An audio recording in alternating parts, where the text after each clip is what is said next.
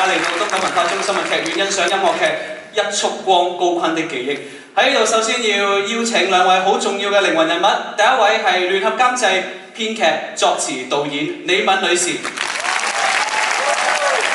仲有嘅就係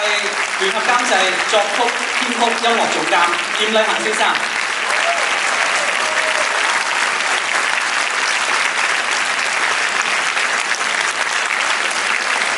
喺呢度咧，仲有一啲人物需要多謝嘅，某啲團體需要多謝嘅。首先，我哋需要多謝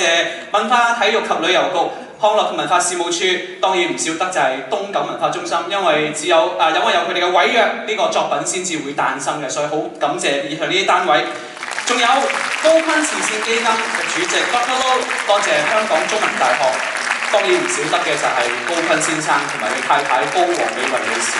或者可以俾啲掌聲佢哋。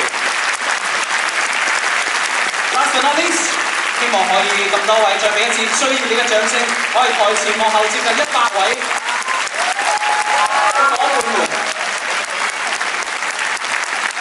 喺呢段時間裏邊，我哋用咗成個團隊用咗非常多嘅心血，將呢一個作品由零開始發生成呢一個故事。